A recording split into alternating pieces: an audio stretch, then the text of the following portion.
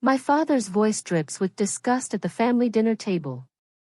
You're 32 years old, Claire. No husband, no real job, no future.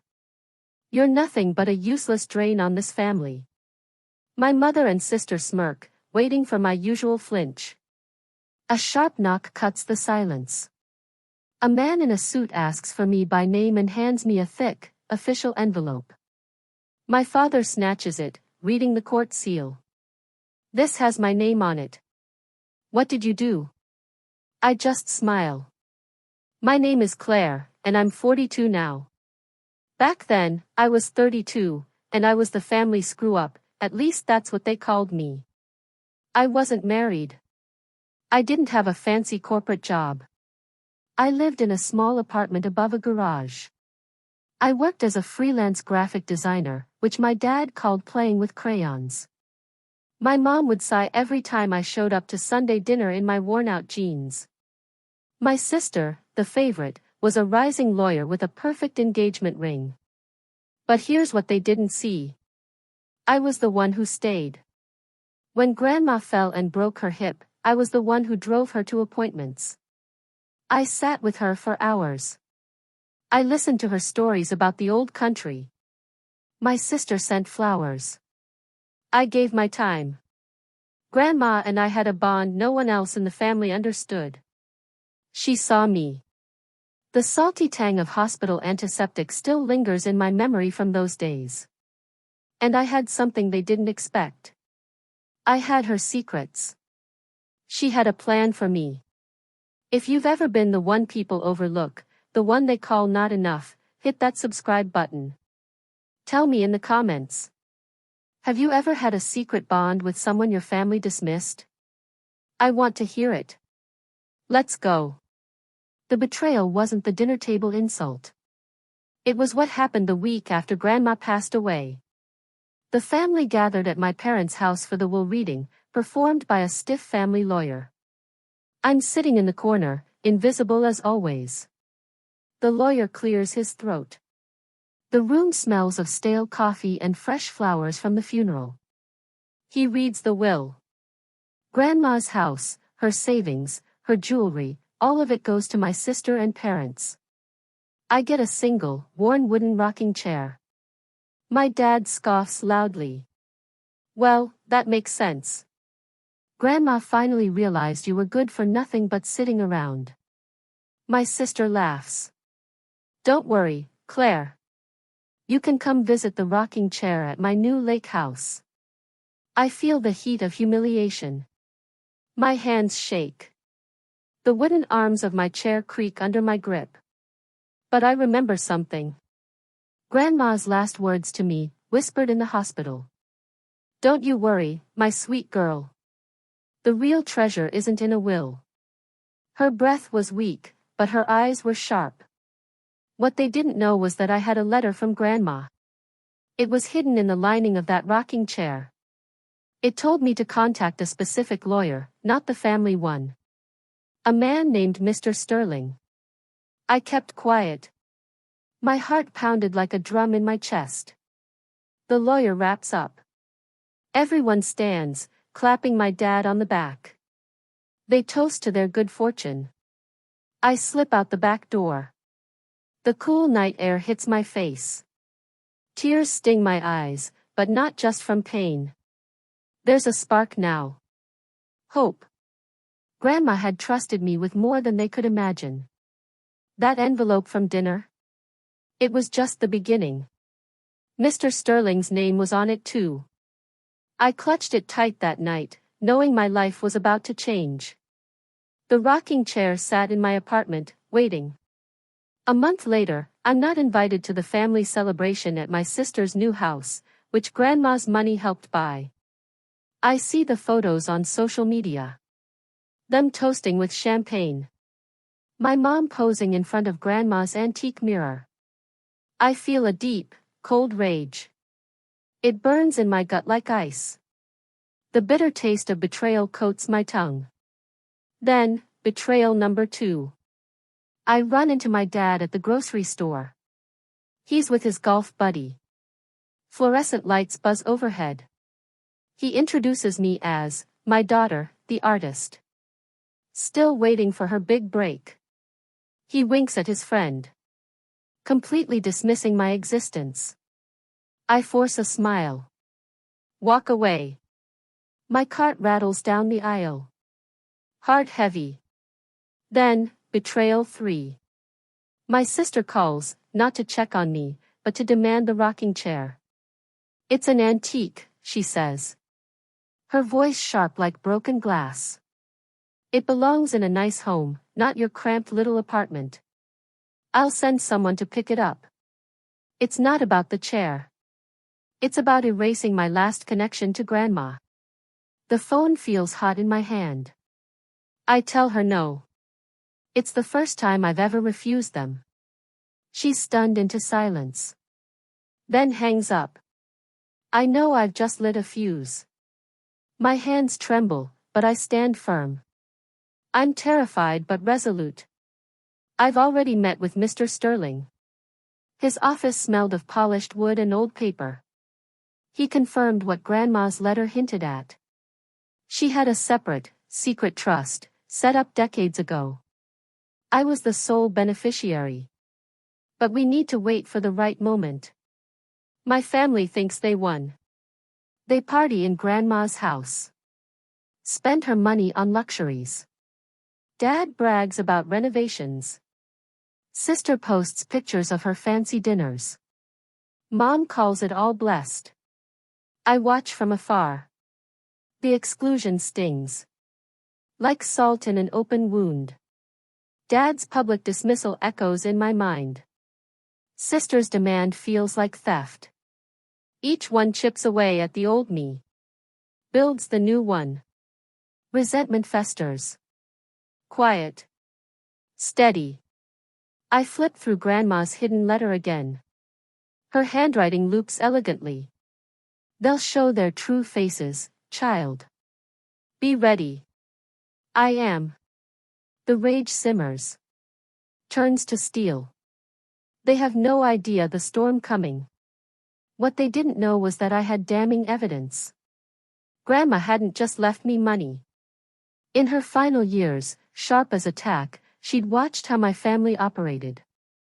She saw how my dad had pressured her into loans for my sister's law school and his bad investments. The soft creak of that rocking chair hid more than a letter. She kept a detailed journal. It noted every manipulation. Every guilt trip. Every instance of financial and emotional abuse aimed at her and at me. Pages filled with dates. Times. Exact words. She recorded phone calls, which was legal in our state. My dad screamed at her about changing her will to favor him. His voice boomed through the recordings. Mom, you owe us this. She wrote it all down. Her pen steady. Eyes clear. She gave me this journal along with the letter. If they try to cheat you, she wrote, show them who I really saw them to be. The leather cover felt heavy in my hands. Ink faded but true. I had the power to expose their greed and cruelty. Not just to the family, but legally. Mr. Sterling was preparing a motion to contest the will. Based on undue influence and fraud. We were just waiting for the family to show their true colors one last time. The journal's pages rustled like whispers of justice. Each entry a nail in their coffin. My ally is Mr. Sterling, an old family lawyer who knows the family's secrets. He'd handled my grandparents' affairs for 40 years. He despised how my father treated me. Was disgusted by the rushed will reading. We meet in his dim office. Rain taps the window. He leans forward. Claire, your grandmother was one of the smartest women I ever knew. She set this up perfectly. We just need them to be as arrogant in public as they are in private. His voice is gravelly. Confident. The family grows insufferably arrogant. My dad buys a new boat. Posts pictures online. Gleaming white hull. Sister sends me a formal, legal letter. Demanding the rocking chair. threatening to take further action if I don't comply. Paper crisp. Words cold. My mom calls. Her voice sickly sweet. Claire, sweetie, just give us the chair. Don't make this ugly. You're just causing more drama, as usual. They think I'm a scared little mouse they can corner. Tension is at its peak. They've scheduled a family meeting at my parents' house to resolve this chair issue once and for all. Mr. Sterling and I prepare. He hands me the folder. Thick. Official. This ends it, he says. I nod. Drive over. Streetlights flicker. My pulse races. Steady breaths. This is our moment. The boat gleams in their driveway. Symbol of their greed. I park. Walk up. Ready. The setting is a private intervention. The family's living room. The same one where I'd been humiliated 1,000 times. My parents and sister sit on the expensive couch. Arms crossed. Looks of smug satisfaction on their faces. Dad starts in. All right, Claire. Enough games. Hand over the key to the storage unit where you're hiding the chair, or we're calling the police. Sister adds, honestly, this is so pathetic. Grandma would be so disappointed in you. I don't flinch. I look at them, calm and steady. Grandma isn't disappointed in me. She's the only one who ever believed in me. I pull out a folder from my bag. Mom scoffs. What's that? More of your crayon drawings? No, I say. My voice clear. It's a copy of Grandma's real last testament. And a journal she kept. I hand copies to each of them. Dad's face goes pale as he reads. Sister's jaw drops. This is a forgery, she sputters. Just then, the doorbell rings. I answer it. In walks Mr. Sterling. He nods to me. Turns to my family. Good afternoon. I'm here to serve you with a lawsuit on behalf of Claire and the estate. Contesting the previous will on grounds of fraud and undue influence. The silence is deafening. Dad stands up. Furious. You did this? You planned this? Grandma planned it, I correct him.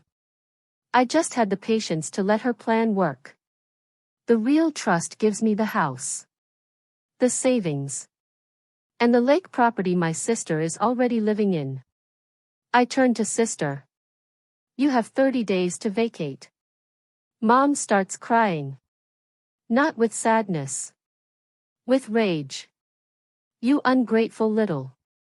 No, I interrupt. Finally finding my voice. I'm the one who was grateful. Grateful to Grandma. And now, I'm finally going to live the life she wanted for me. Their eyes widen. No escape. Sterling lays out the evidence. Journal entries.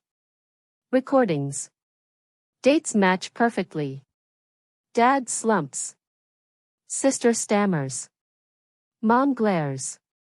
I stand tall. Victory cold. Absolute that I walk out of that house and never look back. The legal battle was brief. Their lawyer took one look at Grandma's journal. Advised them to settle. I got the house. The lake property. A financial future I never dreamed of. My sister's engagement fell apart under the stress. Dad's boat was repossessed. But the real victory wasn't the money. It was walking into that lake house, now mine. Seeing my sister's things gone. Placing that old rocking chair by the fireplace. Where it belonged. I still work as a designer. Now from my home office. Looking out at the water Grandma loved. I finally understand. I was never useless. I was just the one who was patient. Who was kind. Who was loved enough by one person to be given everything? Some legacies aren't written in wills. They're whispered in hospital rooms. Hidden in the linings of old chairs. Kept safe in the hearts of the ones who truly see you. If your family ever made you feel invisible, or if you had one person who believed in you when no one else did, I want to hear your story. Subscribe and share in the comments who that person was for you. Let's celebrate the quiet heroes who change our lives. Click like to help this story reach others who need to be reminded that their worth isn't decided by the people who fail to see it. Did this story hit home? Let me know by liking the video and sharing your thoughts in the comments. Click like to help this story find others who felt the same way. Your support makes a huge difference.